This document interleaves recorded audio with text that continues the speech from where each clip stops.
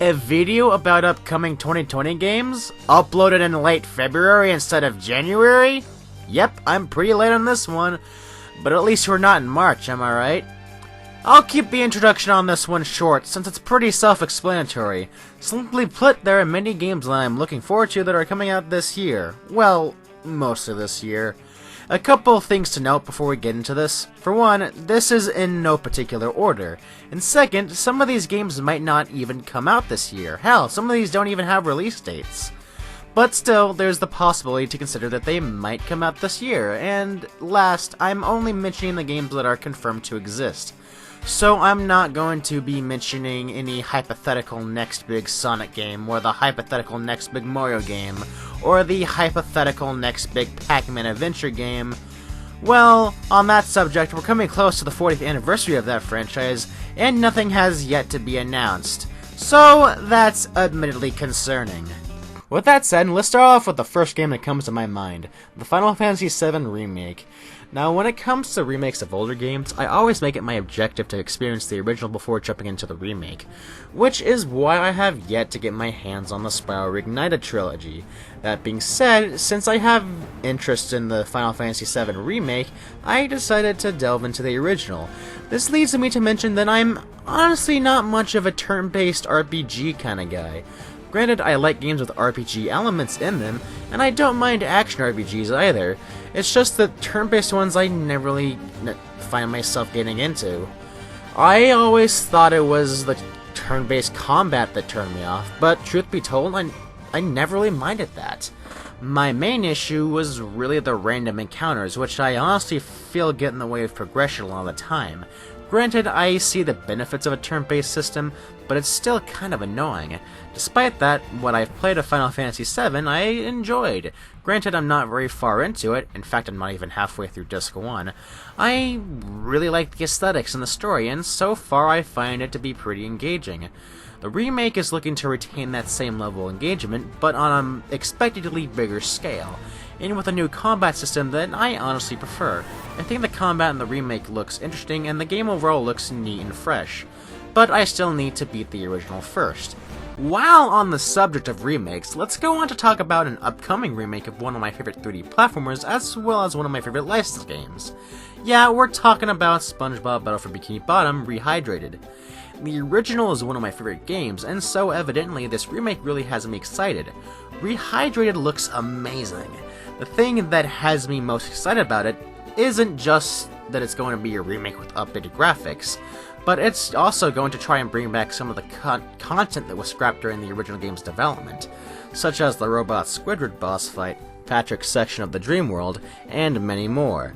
This is pretty much a dream come true for any Battle for Bikini Bottom fan, like yours truly, and after years of mediocre to downright garbage SpongeBob games, this is a nice change of pace. Against all the evil that hell can conjure, all the wickedness that mankind can produce, we will send unto them only you.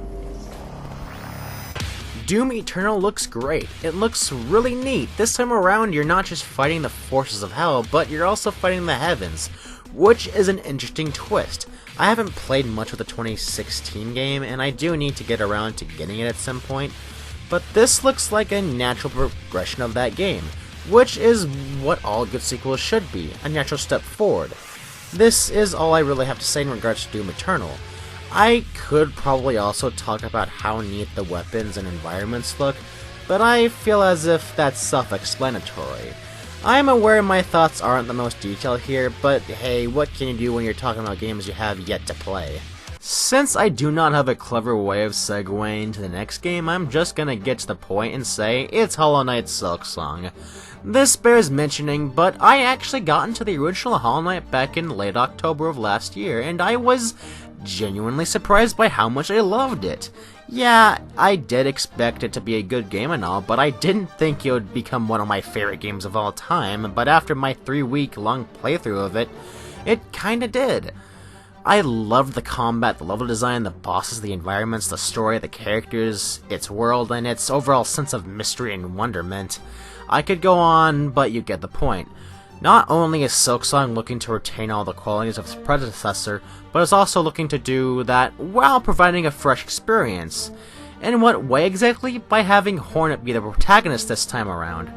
In the first game, she was a recurring character who you would fight with in a couple of boss fights. Here, they managed to incorporate her agile and graceful movement into the gameplay very well, and she overall looks fun to play as. I'm also really looking forward to all the new NPCs, getting to explore some of these new environments, and of course, engaging myself into intense boss fights. Now, as I've said before, all the games here are in no particular order. However, this last game I'm going to talk about is in fact my most anticipated. Yeah, that's right, more than any of the others in this video. So what is it exactly? It's Freedom Planet 2.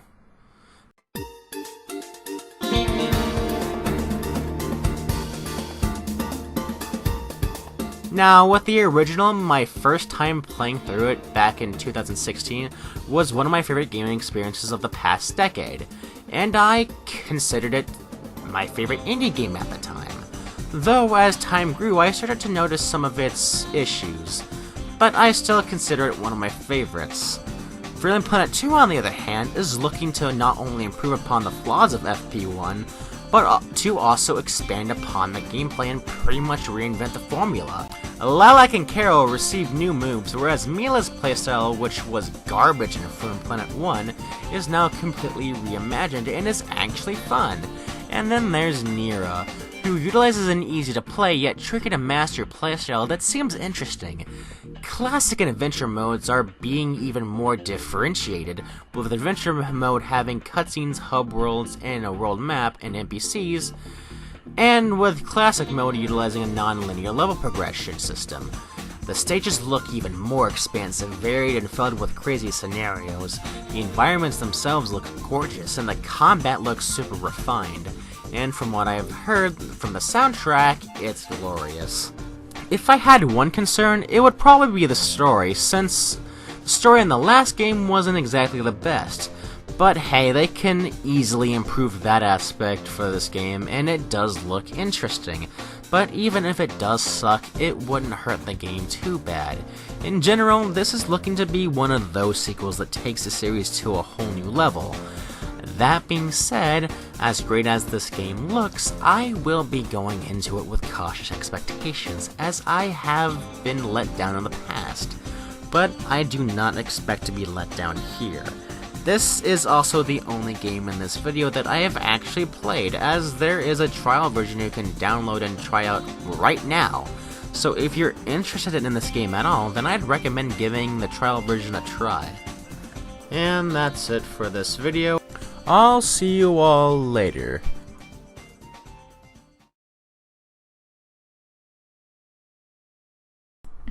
Oh, wait a minute, I just realized something. All the games on this video are either sequels or remakes. There's nothing original here. Oh, whatever. Fuck it, who cares?